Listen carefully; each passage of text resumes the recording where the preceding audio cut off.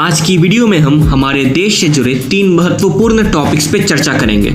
सबसे पहले भारतीय नौसेना के फ्रंटलाइन वॉरशिप्स ने हिंद महासागर में अमेरिका के थियोडोर रूजवेल्ट वाहक समूह के साथ एक विशाल सैन्य अभ्यास किया, जो प्रमुख समुद्री क्षेत्र में दोनों पक्षों के बीच बढ़ती रणनीतिक सामंजस्य को प्रदर्शित करती है। इसके बाद हमें बड़े ही दुख के साथ बताना पड़ रहा है, इंडियन आर्मी ने मंगलवार को बताया कि कश्मीर के विवादित क्षेत्र में भारतीय शासन के खिलाफ लड़ रहे संदिग्ध विद्रोह के साथ मुठभेड़ के दौरान हमारे देश के 4 वीर भारतीय सैनिक शहीद हो गए। और अंत में भारत ने मंगलवार को 346 सैन्य हार्डवेयर की एक नई सूची की घोषणा की है, जिसमें रणनीतिक रूप से महत्वपूर्ण सिस्टम्स और वेपन्स शामिल हैं, जिन्हें एक निश्चित समय सीमा के भीतर उनके आयात पर प्रतिबंध लागू होने के बाद केवल राज्य संचालित घरेलू निर्माताओं से ही खरीदा जाएगा। नमस्ते और स्वागत है आप सभी का हमारे YouTube channel Indian power house में। यूएसएस थियोडोर रूजवेल्ट अमेरिकी नौसेना का निमित्ज class nuclear powered aircraft carrier है।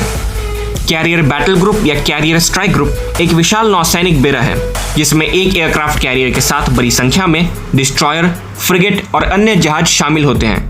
यूएस एम्बेसी ने एक बयान में बताया कि Theodore Roosevelt carrier strike group ने 12 जुलाई को हिंद महासागर में भारतीय नौसेना के बलों के साथ मिलकर काम किया। ये युद्धाभ्यास ऐसे समय में हो रहा है जब लोकतांत्रिक देशों में हिंद प्रशांत क्षेत्र में चीन की बढ़ती सैन्य ताकत को लेकर चिंता बढ़ रही है।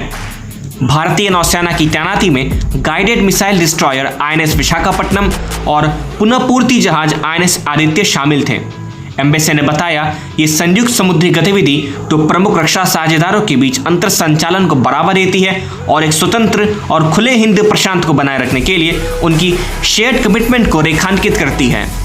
इसमें कहा गया है कि इंडियन और अमेरिकन फोर्सेस ने शेयर्ड मैरीटाइम डोमेन अवेयरनेस और सूचना साझाकरण में सुधार, पुनःपूर्ति और रसद अंतर संचालन को बढ़ाने और संयुक्त हवा से हवा में क्षमताओं में सुधार करने पर ध्यान केंद्रित किया।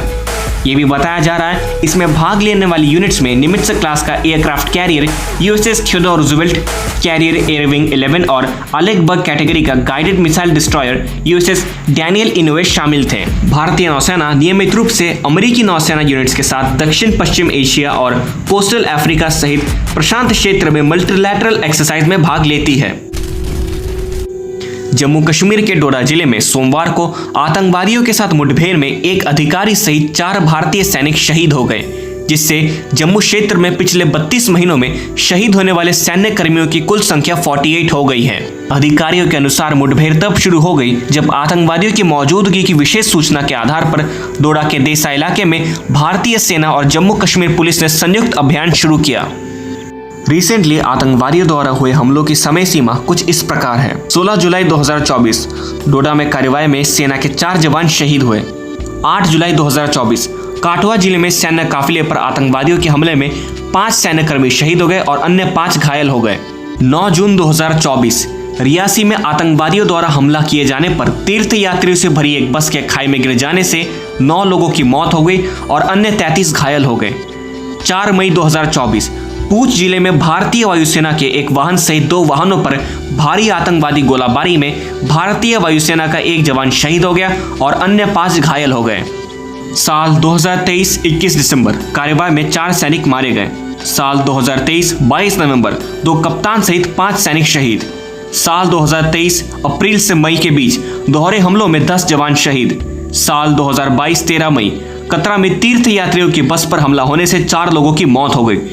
साल 2021 14 दिसंबर कार्रवाई में 4 सैनिक मारे गए। बढ़ती आतंकवादी घटनाओं के बीच प्रधानमंत्री श्री नरेंद्र मोदी जी ने पिछले महीने जम्मू कश्मीर की स्थिति का आकलन करने के लिए एक समीक्षा बैठक की अध्यक्षता की थी। उन्होंने केंद्रीय गृह मंत्री अमित शाह और national security adviser Ajit Doval से बात की और उन्हें केंद्र शासित प्रदेश की सुरक्षा संबंधी स्थिति और आर्म्ड फोर्सेस द्वारा चलाए जा रहे आतंकवाद विरोधी अभियानों की पूरी जानकारी दी गई।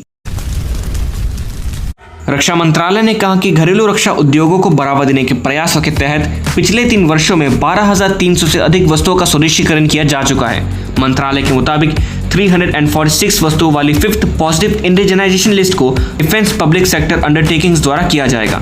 रक्षा में आत्मनिर्भरता को बढ़ावा देने और DPSU द्वारा आयात को कम करने के लिए रक्षा उत्पादन विभाग ने 346 वस्तुओं वाली 5th पॉजिटिव इंडिजिनाइजेशन लिस्ट को नोटिफाइड किया है।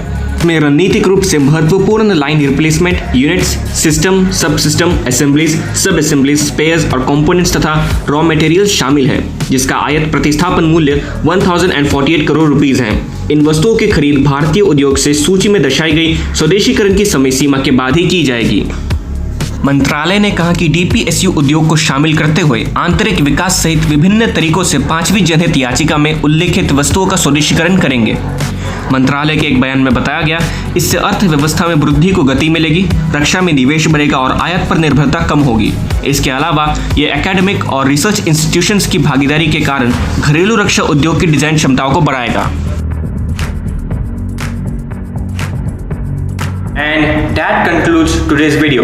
वीडियो इन्फॉर्मेटिव लगी हो तो लाइक कीजिएगा, चैनल पे नहीं तो सब्सक्राइब कीजिएगा और बेल आइकन की घंटी दबाना मत भूलिएगा ताकि आप हमारे देश से जुड़े ऐसे इन्फॉर्मेटिव वीडियोस मिस ना करें। और तब तक मैं मिलूंगा आप लोगों से नेक्स्ट वीडियो में। तब तक के लिए जय हिंद, जय भारत।